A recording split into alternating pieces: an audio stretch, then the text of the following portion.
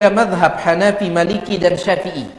Mereka yang mengatakan bahwasanya yang dimaksud dengan salat di Masjidil Haram yang keutamaannya seperti 100.000 kali salat di masjid yang lain, maksudnya Masjidil Haram di sini seluruh tanah Makkah. Seluruh tanah Makkah, meskipun ada khilaf dalam masalah ini. Mayoritas ulama mengatakan salat di seluruh tanah Makkah selama itu tanah Makkah. Maka sholat di sana sama seperti berapa? 100.000 kali sholat di tempat yang lain. Ini pendapat dari tiga mazhab, Hanafi, Maliki dan Syafi'i. Pendapat yang kedua, yang dimaksud dengan sholat yang dilipat gandakan khusus Masjidil Haram, masjid yang di tengahnya terdapat bangunan Ka'bah. Dan ini pendapat yang dikuatkan oleh Al-Imam An-Nawawi, ya. Begitu pula Al-Imam Al-Muhib At-Tabari, dua ulama dari madhab Syafi'i, Al-Imam Ibnu Muflih dari kalangan Hambali, Al-Imam Ibnu Hajar Al-Haytami dari madhab Syafi'i juga dikuatkan oleh Syekh Ibnu Utsaimin bahwa salat yang dilipat gandakan hanya di mana? Masjidil Haram. Tetapi mayoritas ulama, dan ini yang dikuatkan oleh Ibnul Qayyim, Ibnul Qayyim mengatakan seluruh tanah Makkah itu disebut Masjidil Haram. Seluruh tanah Makkah. Mana dalilnya? Allah Subhanahu wa taala berfirman, "Ya ayyuhalladzina amanu innamal musyrikuuna najas." Wahai orang-orang yang beriman, sesungguhnya orang-orang kafir itu najis. Orang-orang kafir itu najis. Fala yaqrabul masjidal harama ba'da 'amihim hadza. Maka jangan mereka coba-coba mendekati Masjidil Haram. Ya. Orang kafir nggak boleh masuk Masjidil Haram. Pertanyaan saya, orang kafir boleh tidak masuk kota Mekah? Nggak boleh. Ya. Tapi Allah menyebut kota Mekah dengan sebutan Masjidil Haram. Allah sebut kota Mekah dengan sebutan Masjidil Haram. Ya. Fala yaqrabul Masjidil Haram ba'da 'amihim hadza. Jangan mereka coba-coba mendekati Masjidil Haram. Maksudnya kota Mekah. Atau boleh tidak orang kafir masuk Mekah, yang penting tidak Masjidil Haram? Tidak boleh, tanah haram. Lihat pendalilan mayoritas ulama. Allah menyebut tanah Mekah dengan sebutan Masjidil Haram.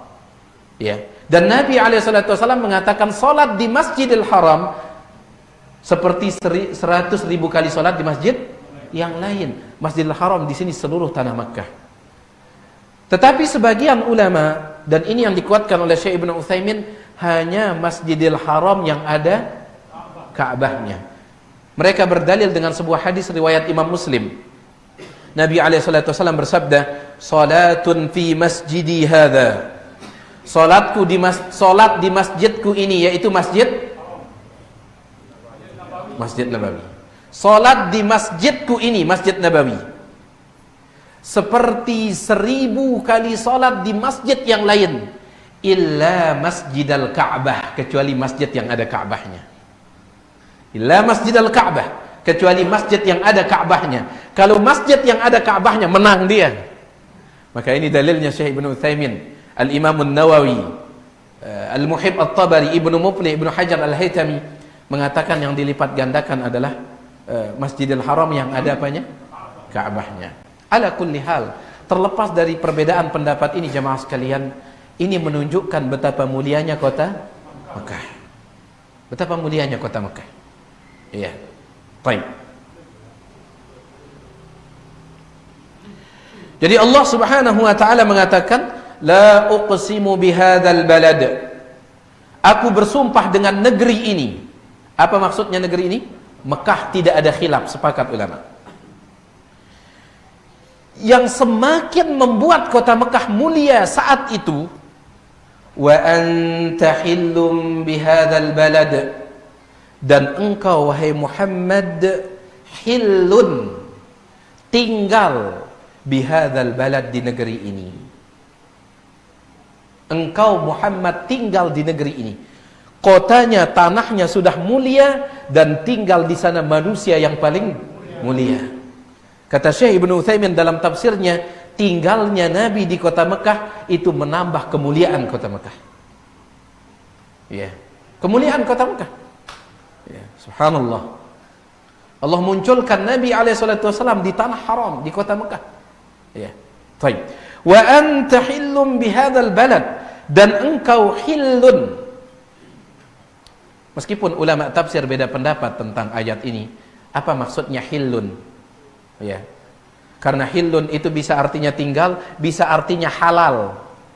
Halal. Ya, di antara tafsiran ulama, engkau tinggal di negeri ini, di kota Mekah. Sebagian ulama menafsirkan hanya engkau yang halal membunuh di kota Mekah, wahai Rasul. Kita tahu tidak boleh membunuh di kota Mekah. Tetapi Nabi SAW pernah memerintahkan untuk membunuh beberapa orang di kota Mekah ketika beliau akan menaklukkan kota Mekah, Fathu Makkah. Ya, beliau berangkat dengan 10.000 pasukan dari Madinah untuk menaklukkan kota Mekah.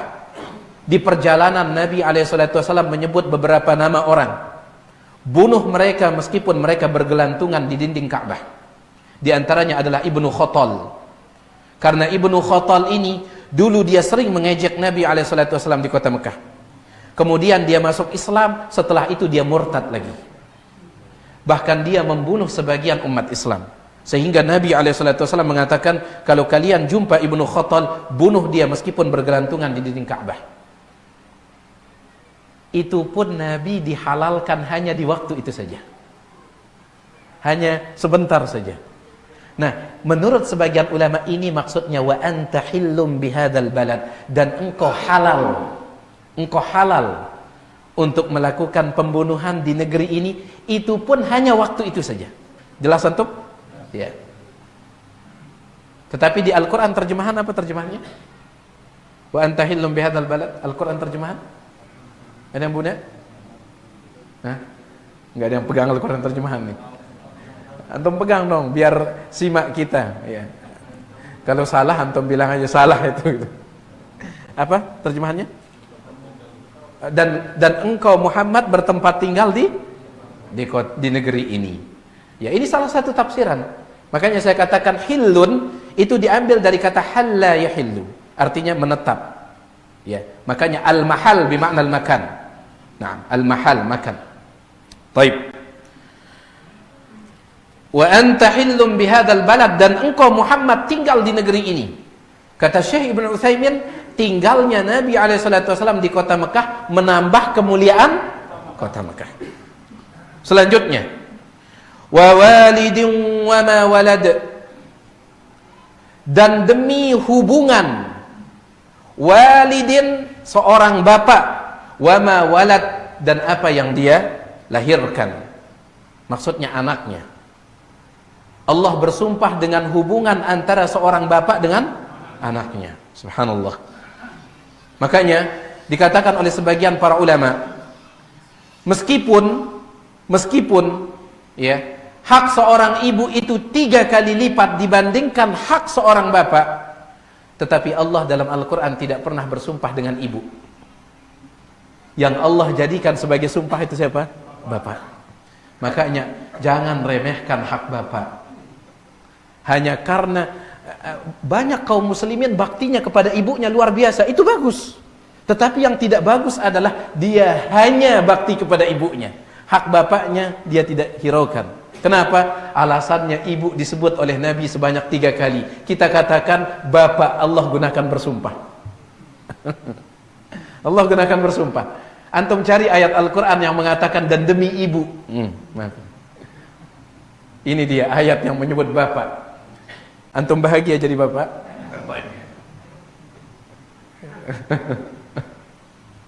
Jadi hak seorang bapak juga besar.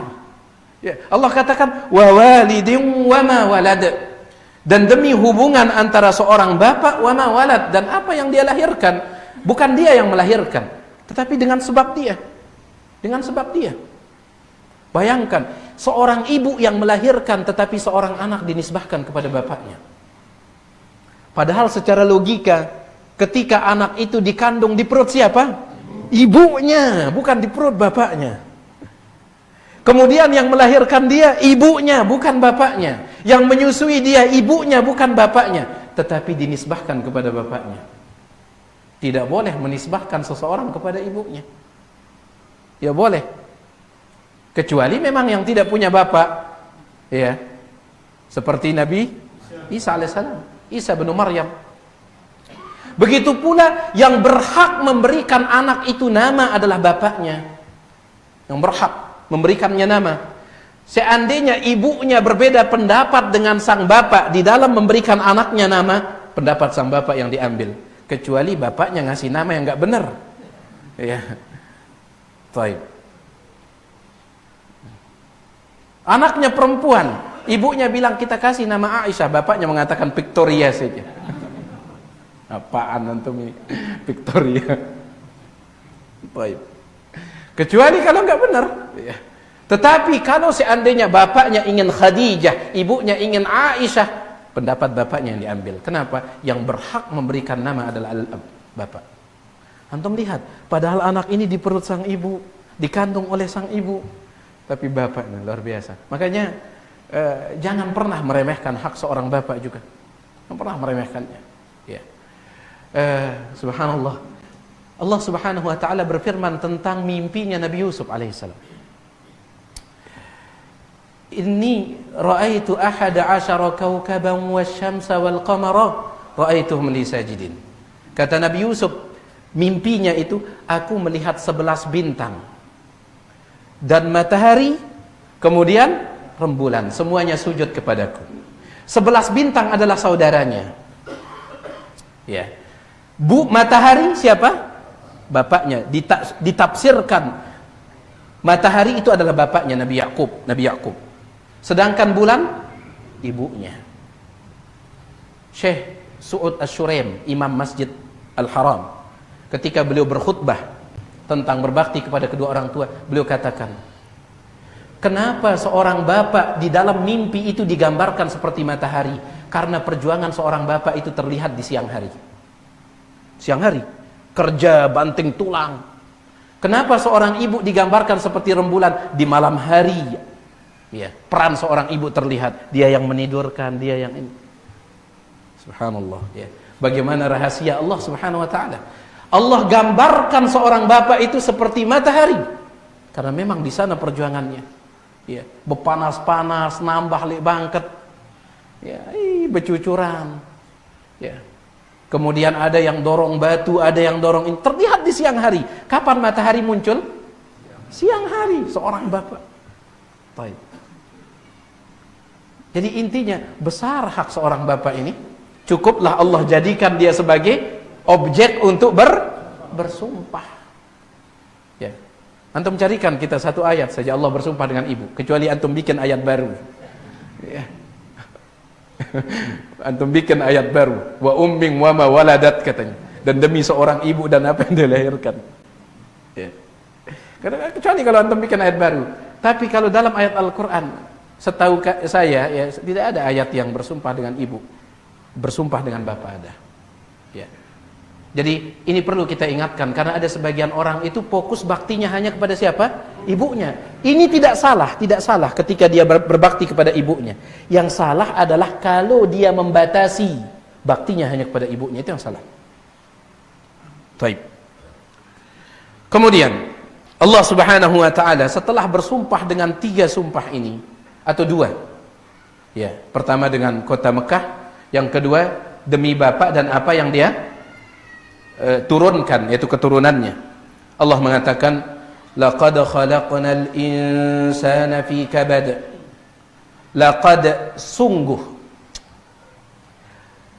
Laqad, di sana berapa huruf?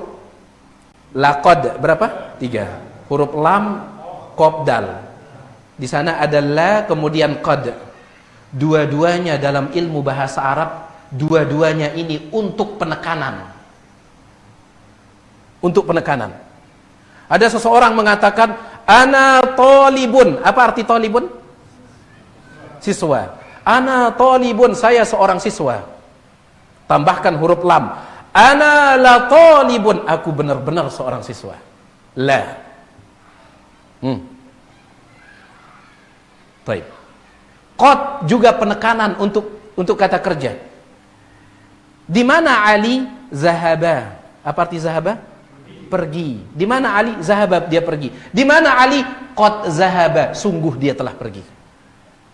Di sini Allah gabungkan dua alat penekanan ini. Laqad, sungguh benar-benar. Sungguh benar-benar.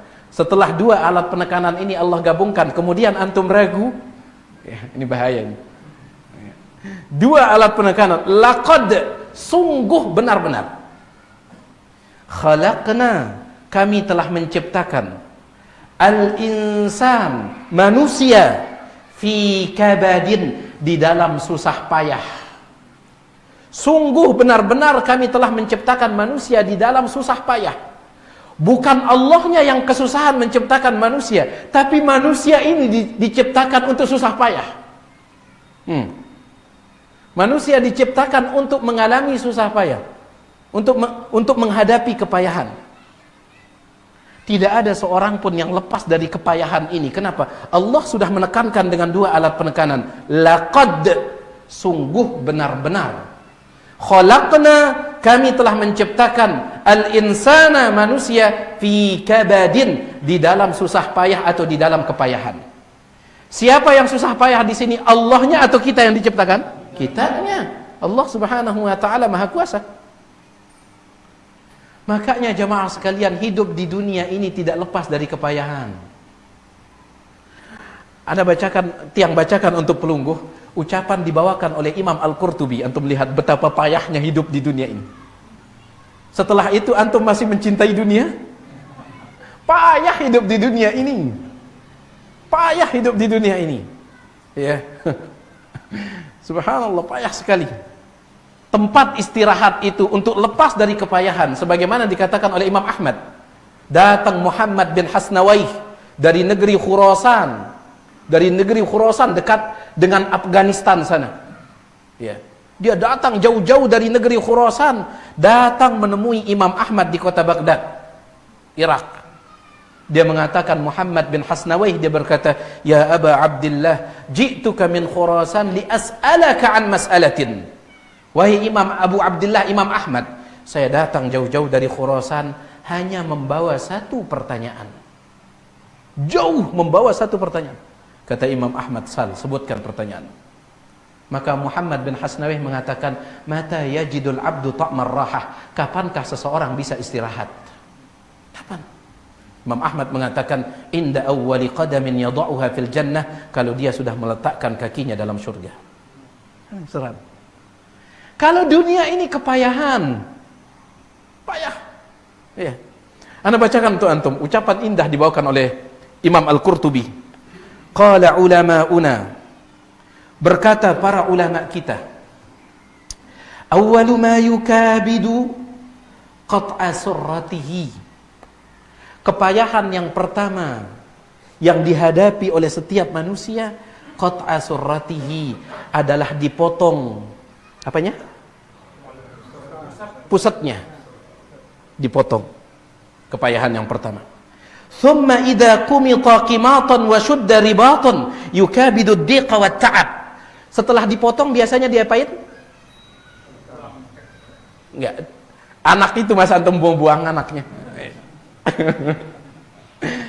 Kepayahan yang pertama pusatnya dipotong. Kepayahan yang kedua, biasanya bayi itu setelah dipotong, kalau bahasa tiang di Timur itu dipotot. Di apa? Dipotot. Dipakai kain itu. Dia mengalami kepayahan apa? Ad-dhiqi wa ta'ab, dik sempit. Bayi itu dipotot. Apa bahasa Jawa dipotot? Di apa? Digedong. Dibedong. Dibedong. Antum tahu dibedong? Nah, baik. Berarti kita nggak ada masalah lagi ya. Antum dibedong. Nah. Alhamdulillah kita baik. Dibedong itu kepayahan yang kedua. Bayi itu diginikan. Baik, atau diginikan dia. Kepayahan yang ketiga, thumma yukabidul irtidha' walau fatahu ladha'. Kepayahan ketika menyusu. Biasanya ketika seorang wanita baru melahirkan, apalagi kelahiran yang pertama, biasanya ada masalah di air susunya. Akhirnya bayi itu nangis, nggak cukup, nangis. Kepayahan yang ketiga, lihat.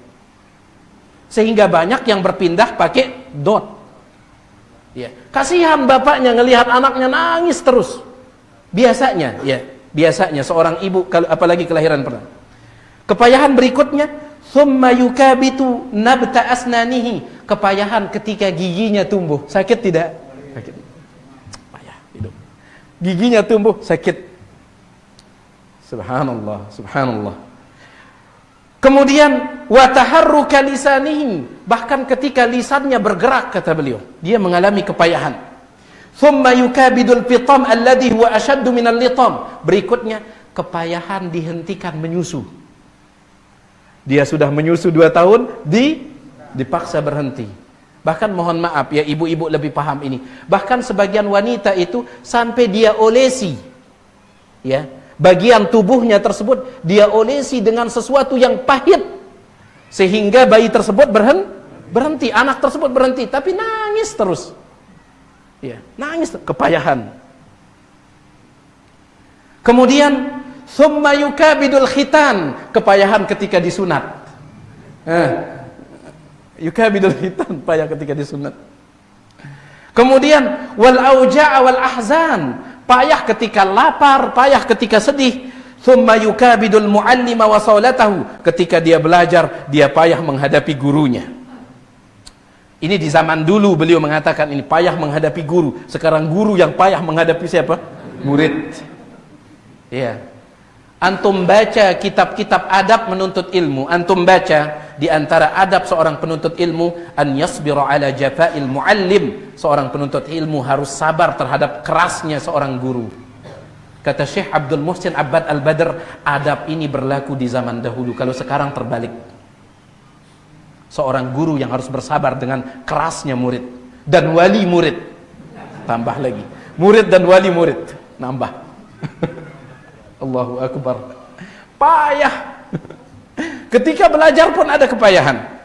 Kemudian juga summa yukabidu syughlat tazwid wa ta'jili fihi. Ketika dia menikah, permasalahan rumah tangga payah, banyak. Ya, banyak. Dia menghadapi istrinya, dia menghadapi subhanallah. Summa yukabidu syughlal aulad, kepayahan menghadapi anak. Wal khadam wal ajnad. Thumma yukabidu syughlad dur wa bina'al qusur, payah untuk membangun rumah. Di awal-awal nikah mungkin ngekos, ngontrak, tapi istrinya menuntut. Atau di awal nikah tinggal sama mertua, istrinya nuntut, akhirnya pusing suaminya ini mikirin. Lihat hidup manusia di dunia ini payah.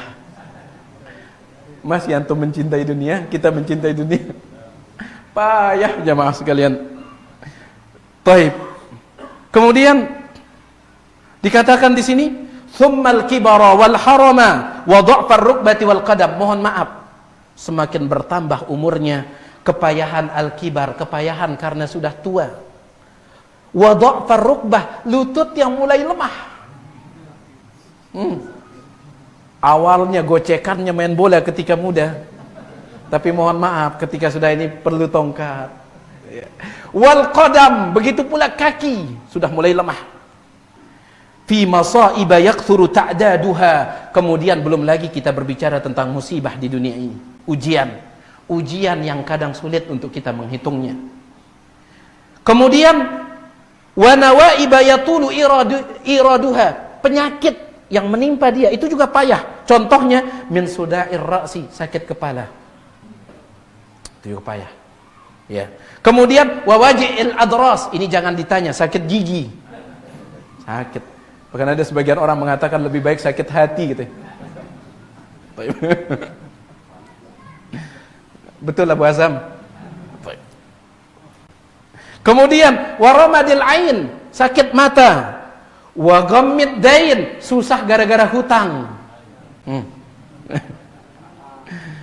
Wa alamil udhun, sakit telinga.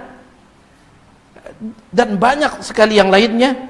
Setelah itu baru dikatakan tsummal mautu ba'da dzalika kullih. Setelah dia payah hidup di dunia, disambut oleh kepayahan kematian. Tsummal mautu min ba'di dzalika kullih, kemudian mati setelah menghadapi kepayahan dunia ini. Sudah lelah di dunia, bertemu dengan kematian. Tidak sampai di sana, tsumma musa'alatul malak, setelah mati akan menghadapi pertanyaan siapa? Malaikat. Wa daqtatul qabri wa dhulmatuhu. Setelah itu kalau dia tidak berhasil maka akan dijepit oleh kuburan. Tsummal ba'tsu, kepayahan ketika dibangkitkan, wal ardu 'ala Allah, ketika dihadapkan di hadapan Allah, ila an yastaqirra bihi al-qarar imma fil jannah wa imma fil nar. Kepayahan ini akan berhenti hanya ketika dia masuk ke dalam surga. Adapun kalau dia masuk ke dalam neraka, maka ini kepayahan di atas kepayahan. Laqad khalaqnal insana fi kabad. Ya. Semua kita, jemaah sekalian, semua kita. Antum jangan menyangka kalau orang kaya tidak payah hidupnya, bisa jadi orang kaya lebih payah. Banyak yang dia pikirkan. Semakin banyak fasilitas, semakin payah kita, semakin repot. Fasilitas. Ya. Saya pernah melihat seseorang, beliau ini memang bisnismen. Ya, seorang pembisnis. Beliau pegang HP itu 4. Ketika bunyi bingung, mana yang bunyi ini, kata. Angkat ini bukan, angkat ini bukan. Coba yang pegang satu HP itu pun HP jadul itu. Ya, kadu ngangkat kancanya matinya sama. Tombol ngangkat sama tombolnya matinya. Ya, semakin banyak tombolnya semakin repot kita. Mana tombolnya ini? Fasilitas, semakin banyak fasilitas, antum menyangka semakin hebat, tidak? Enggak. Antum lihat orang tua kita dulu, enggak terlalu banyak yang mereka pikirkan. Ya. Yang penting arak tebok, arak gula, jari kopi sudah. Coba antum lihat sekarang orang ngopi itu ribet sekali. Antum tahu? Orang ngopi ribet sekali. Sampai saya mendengarkan kabar ada kopi satu kilonya itu harganya sekian puluh juta. Lamun layak jak modal beras. Ya kan nyiung beras kopi ini. Allahu Akbar jemaah sekalian.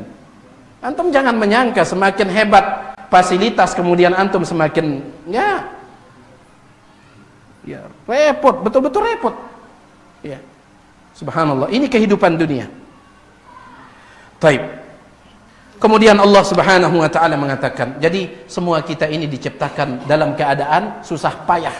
Bukan Allahnya yang susah payah, tapi siapa? Kitanya manusia ini. Ya, kitanya manusia ini. Kemudian dikatakan di sini, kita diciptakan susah payah ini untuk menunjukkan satu hal. Untuk menunjukkan satu hal. Dikatakan oleh Imam Qurtubi, untuk menunjukkan bahwasanya kita punya pencipta. Kita punya pencipta dan kita diatur oleh pencipta kita. Dikatakan oleh beliau, "Falau kana al-amru ilaihi lamakhtara hadhihi syada'id." Seandainya kehidupan dunia ini murni kita yang mengatur, tidak mungkin kita mau mengambil kepayahan-kepayahan ini. Ya, kalau kita yang mengatur, tapi ternyata kita diatur. Kita diatur. Ya. Lau kana al-amru ilaih, seandainya segala urusan itu kembali kepada manusia, lamakhtara, dia tidak mungkin akan memilih hadhihi syada'id, kepayahan-kepayahan yang telah kita sebutkan. Wadalla hadza, berarti semua ini menunjukkan ala anna lahu, bahwa manusia memiliki khaliqan, pencipta, dabbarahu, yang mengatur hidupnya. Wa qada alaihi bihadzal ahwal, pencipta itulah yang memutuskan segala keadaannya. Falyamtathil amrahu, oleh karena itu hendaklah manusia ini taat kepada penciptanya. Itu intinya. Iya. Ini bukan sekedar berita dari Allah, tapi ada tujuannya. Setelah itu Allah Subhanahu wa taala mengatakan, ayahsabu an lan yaqdira alaihi ahad. Ayahsabu, apakah dia mengira, yaitu manusia itu, hidupnya sudah payah, tetapi justru berbuat apa? Banyak dosa dan maksiat. Maka Allah katakan, ayahsabu, apakah dia mengira manusia ini, allan yaqdira, tidak ada yang berkuasa alaihi, kepadanya, ahadun, seorang pun. Kenapa manusia ini hidupnya semena-mena di dunia ini? Apakah dia menyangka bahwa tidak ada yang menguasainya? Ya subhanallah. Kajian kita kemarin di Anjani tentang ucapan para jin. Apa kata jin itu? Wa anna zananna allan nu'jizallaha fil ardi wa lan nu'jizahu haraba. Dan kami, kata jin yang beriman, kami menyangka Dan kami meyakini bahwa kita tidak akan bisa lepas dari kekuasaan Allah di bumi ini. Ya. Tapi subhanallah, jin yang beriman itu yakin tidak bisa lepas. Tapi di sini Allah katakan tentang manusia, ayahsabu an la yaqdiru alaihi ahad. Apakah dia menyangka tidak ada yang menguasainya? Allah Maha Kuasa terhadap kehidupan kita ini. Ya. Ada hadis yang menunjukkan betapa kuasanya Allah. Kita tidak bisa lepas dari kekuasaan Allah. Walan nu'jizahu haraba, kata jin yang beriman, dan kita juga tidak bisa kabur dari Allah Subhanahu wa taala. Dalam hadis Bukhari Muslim, Nabi alaihi salatu wasallam bersabda, kana rajulun yusrif. Dulu ada seorang laki-laki, Nabi alaihi salatu wasallam bercerita tentang kisah. Ya. Dulu ada seorang laki-laki yusrif, dia melampaui batas dalam hidupnya. Yang dimaksud dengan melampaui batas, semua bentuk dosa dia kerjakan. Semua bentuk dosa. Tetapi sepertinya selain daripada dosa kesyirikan, dosa yang lain. Dan dia sadar dia penuh dosa. Faqala li bani, maka dia pun kumpulkan anak-anaknya dan dia berkata, la in mittu, seandainya aku mati, fahrukuni, maka bakar tubuhku.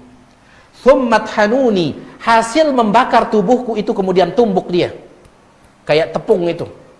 Thumma dharruni fir rihi fil bahr, kemudian tebarkan tepungku itu, tebarkan dia di udara yang sedang berhembus di lautan.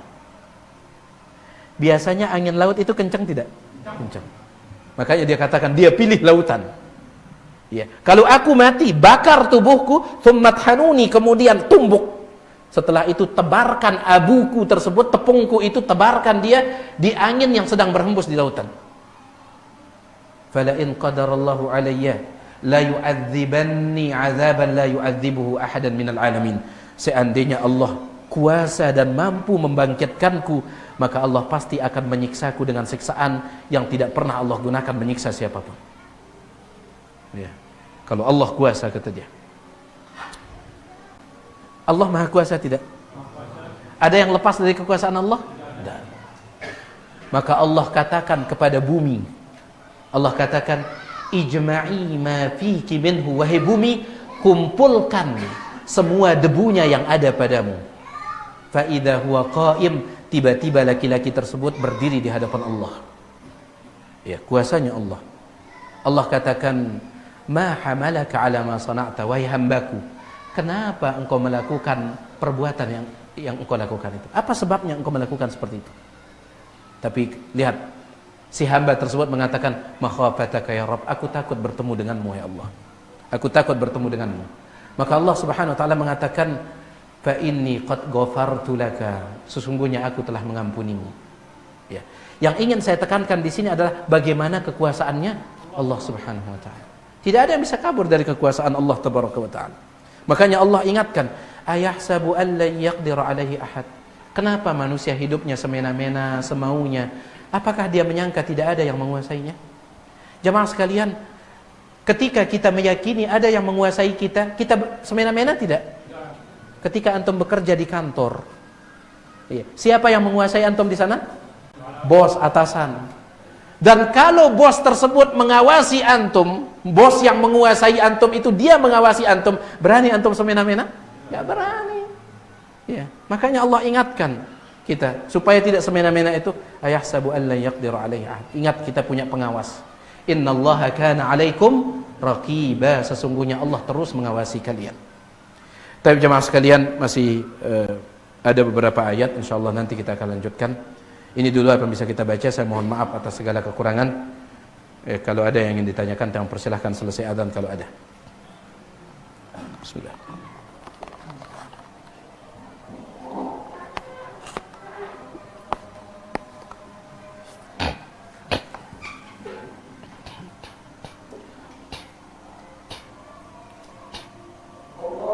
Allah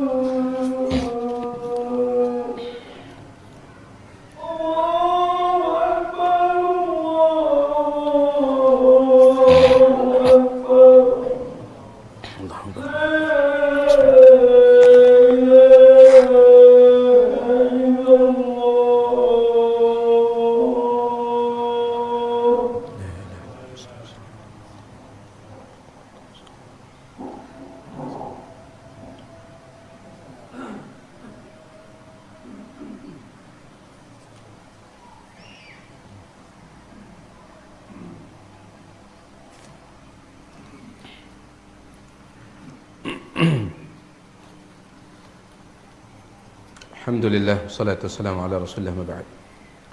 Sini ada pertanyaan. Surah Al-Balad diturunkan setelah surah Qaf, tapi kenapa susunannya bukan setelah surah Qaf namun terletak setelah surah Al-Fajr? Ya, sama pertanyaannya. Yang pertama kali turun adalah Iqra bismi rabbikal ladzi khalaq. Kenapa Al-Fatihah di awal? Ya, sedangkan dia paling ujung ini. Ya. Jadi tidak mesti turunnya itu kemudian dia diletakkan. Jadi ada awal, akhir, ada urutan ketika turun, ada urutan di dalam mushaf. Apa hikmah dari susunan surah demi surah dalam Al-Qur'an dan siapa yang mengatur urutan surah demi surah tersebut? Wallahu a'lam. Pengaturan surah itu langsung datang dari Nabi alaihi salatu wasallam. Dalam beberapa riwayat beliau mengatakan, "Dha' hadhihi makana hadhihi." Letakkan yang ini setelah yang ini, letakkan yang ini setelah yang ini. Nabi alaihi salatu wasallam yang menentukannya. Ya, Nabi alaihi salatu wasallam yang menentukannya. Ini dia pendapat yang wallahu alam, yang al-qalbu yatma'innu ilaih, hati tenang kepadanya. Wallahu alam. Ta'wil walid, ya, wa walidin wa ma walad, dan demi bapak dan apa yang dia turunkan maksudnya anak keturunannya. Ya, ta'wil walid atau tafsir walid, ya. Dalam surah Al-Balad tersebut lebih tepat sebagai orang yang beranak. Namun ada juga yang mentakwilnya jadi Nabi Adam dan Ibrahim. Apa latar belakang perbedaan pentakwilan tersebut dan dalil yang digunakan oleh para ulama tersebut? Ini wajar ya, dalam ilmu tafsir itu perbedaan di dalam menafsirkan itu wajar. Tapi pernah saya sampaikan sama antum bahwasanya perbedaan pendapat itu ada dua. Ada namanya khilafut tanawwu' dan ada namanya khilafut tadad. Khilafut tanawwu' adalah perbedaan pendapat yang sifatnya variasi. Dia tidak bertabrakan satu dengan yang lain, tetapi sekedar variasi, justru saling melengkapi. Ya, saling melengkapi. Ya, baik. Ada yang mentakwilkan walid di sini wa walidin, dan demi bapak maksudnya Nabi Adam. Wa ma walad, dan apa yang dia turunkan maksudnya anak keturunannya. Ada? Ya. Ada juga yang menafsirkannya itu Ibrahim. Kenapa? Karena Ibrahim abul anbiya, bapaknya para nabi. Bahkan ada yang menafsirkan walid di sini Nabi Muhammad alaihi salatu wasallam. Sedangkan wa ma walad adalah umat beliau. Kenapa? Karena Nabi alaihi salatu wasallam bersabda dalam riwayat yang dikeluarkan oleh Imam Nasa'i dengan sanad yang sahih, Nabi alaihi salatu wasallam mengatakan, "Innama ana lakum bimanzilatil walidi u'allimukum." Aku bagi kalian adalah seperti walid, seperti seorang bapak yang mengajarkan kepada kalian. Ya. Jadi wajar ada khilaf seperti ini dalam ilmu tafsir, tetapi dia tidak bertentangan satu dengan yang lain. Cuman sebagian ulama kadang menguatkan sepertinya ini yang lebih sesuai. Di antaranya Syekh Ibnu Utsaimin rahimahullah. Beliau mengatakan yang dimaksud dengan walid di sini semua yang beranak. Ya, semua yang beranak. Wallahu a'lam. Baik, di sini ada pertanyaan. Bagaimanakah hukum menaruh anak kecil yang belum memiliki hafalan dan belum paham hukum seputar salat diposisikan di belakang imam? Karena apabila saya pindahkan ada raut wajah kecewa dari bapak anak kecil tersebut.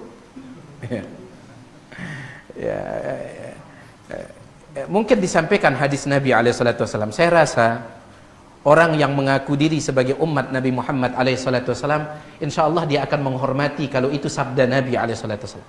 Sampaikan sabda nabinya. Nabi alaihissalatu wassalam bersabda, "Liyaliyani minkum ulul ahlami wan nuha." Hendaklah yang berada di dekatku ketika salat itu ulul ahlam, yang sudah berakal, wan nuha, dan punya ilmu.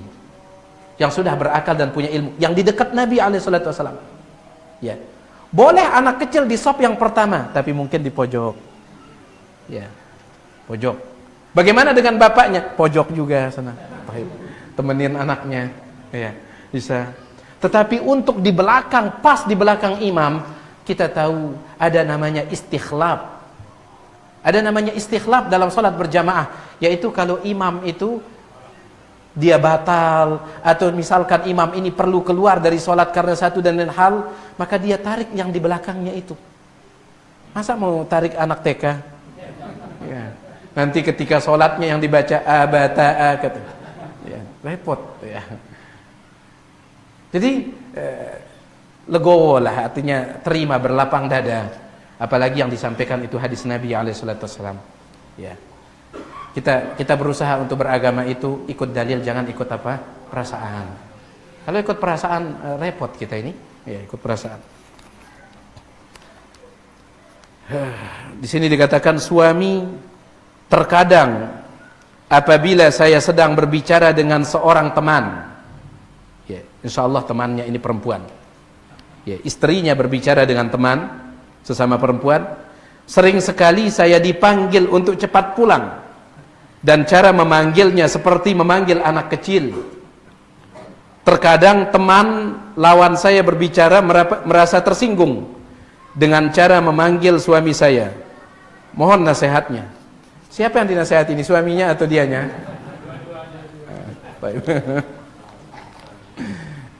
Ya, untuk sang suami, laqad kana lakum fi Rasulillahi uswatun hasanah. Sungguh telah ada bagi kalian pada diri Rasul itu suri tauladan terbaik. Apapun yang antum cari dari yang terbaik itu ada pada Rasul alaihissalam, termasuk cara memanggil. Makanya Nabi alaihissalam itu sering memanggil Aisyah dengan panggilan Aish, dibuang taknya. Dan dalam bahasa Arab dikuranginya huruf di dalam nama orang itu menunjukkan kesayangan. Abu Hurairah pernah dipanggil oleh Nabi alaihissalam, ya Abahir. Abahir, padahal dia siapa? Abu Hurairah, tapi dipanggil Abahir. Kata Abu Hurairah, saya senang dipanggil Abahir, kata, setelah Rasul manggil saya. Jadi Nabi alaihissalam mencari panggilan yang membuat istrinya bahagia. Ya Aish. Ya, taib. Begitu pula disebutkan oleh Syekh Muhammad bin Shalih Al-Munajjid di dalam kitab beliau Kaifa Amalahum, bagaimana Nabi berinteraksi dengan manusia, ketika menyebutkan interaksi dengan istri-istri beliau. Nabi memanggil istri itu dengan panggilan luar biasa. Kemudian beliau katakan, bandingkan dengan sebagian kita di zaman ini. Ketika dia menyimpan nomor istrinya di HP-nya ditulis Mak Lampir. Subhanallah. Ketika telepon masuk, siapa? Mak Lampir nelpon antum, siapa? Ya biasa di rumah itu katanya. Mak Lampir. Mak Lampir panggil ditulisnya. Ngeri ya. Baik. Berbeda sekali kata beliau. Ya, berbeda sekali. Nabi alaihissalam mencari panggilan yang luar biasa untuk istri-istri beliau. Maka kepada sang suami, ya panggillah dengan panggilan. Apa salahnya yang memanggilnya dengan panggilan yang ini? Insyaallah dia akan pulang. Ya, kemudian dipanggil dengan panggilan yang baik, dia akan pulang, kemudian di rumah dia akan senang. Tapi kalau dipanggil dengan panggilan seperti anak kecil, bisa jadi dia tidak mau pulang. Ketika dia pulang bertengkar. Ya. Baik. Jangan cari gara-gara. Kita sedang berhadapan dengan ras terkuat ini. Jangan cari gara-gara. Allah Subhanahu wa taala berfirman tentang para istri. Apa kata Allah? Wallati takhafuna nusuzahunna fa'idhuhunna wahjuruhunna fil madaji wadribuhun. Istri-istri kalian yang membangkang, nasihati mereka. Kalau tidak mempan, pisah ranjang. Kalau tidak mempan, boleh pukul. Tapi lihat lanjutannya. Fa in ata'nakum fala tabghu 'alaihinna sabila. Kalau mereka para istri sudah taat, fala tabghu 'alaihinna sabila. Jangan cari gara-gara kata Allah. Kita suami jangan cari gara-gara. Kadang kita sering nyari gara-gara. Ya. Baik. Wallahu taala alam. Ini untuk ini ya sang suami. Adapun untuk sang istri, ya kalau apa namanya, diperhatikan juga hak suaminya. Diperhatikan hak suami. Boleh anti ngobrol dengan teman anti, tapi perhatikan jangan sampai ngobrolnya berjam-jam, akhirnya hak suami ya. Ternyata suami belum sarapan, belum makan ya, ngobrol. Ya tidak benar juga ya. Intinya saling memahamilah ya. saling memahami. Wallahu taala a'lam. Bagaimana kiat kita agar jangan kita terasa dengan kepayahan itu? Nggak bisa. Ya, seperti kata Imam Ahmad, kapan kita bisa lepas dari kepayahan? Ketika sudah masuk surga. Ya, tinggal dinikmati saja. Maksudnya, gunakan kepayahan itu di dalam ketaatan. Gunakan kepayahan itu dalam ketaatan. Sebagaimana dikatakan oleh Al-Imam Ibnul Jauzi. Al-Imam Ibnul Jauzi mengatakan dalam kitabnya Saidul Khatir, dia berkata, kalimat indah yang sering yang masih saya ingat, kata beliau, ya, kepayahan di dalam beribadah, kepayahan di dalam beribadah itu hanya sementara akan hilang, dan yang tinggal adalah kenikmatan yang abadi, yaitu pahala. Ya, tinggal diposisikan saja kepayahan itu di mana. Ya, baik. Apakah termasuk siksa kepayahan itu? Ya, bagi mereka yang meletakkannya dalam maksiat. Makanya Allah berfirman tentang orang-orang kafir di dalam surah At-Taubah ayat yang ke-55. Antum perhatikan. Allah katakan, "Fala tu'jibka amwaluhum wala auladuhum." Jangan engkau takjub dengan harta mereka dan anak keturunan mereka, orang kafir itu. Jangan takjub, jangan kagum dengan hartanya orang kafir, dengan anak keturunannya orang kafir. Kemudian, innama yuridullahu liyu'adzibahum biha fil hayatid dunya. Sebenarnya Allah ingin menyiksa mereka dengan semua itu fil hayatid dunya, di kehidupan dunia. Ya, dengan harta itu, dengan anak keturunan itu Allah ingin menyiksa mereka di kehidupan dunia. Jadi siksaan jadinya kepayahan itu kalau diletakkan bukan pada tempat yang benar. Tapi kalau antum letakkan kepayahan di dalam ketaatan, insyaallah hanya sementara, hanya sementara. Ya, wallahu taala a'la wa a'lam. Ini dia apa yang bisa kita sampaikan.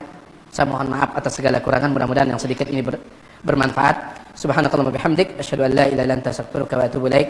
Assalamualaikum warahmatullahi wabarakatuh.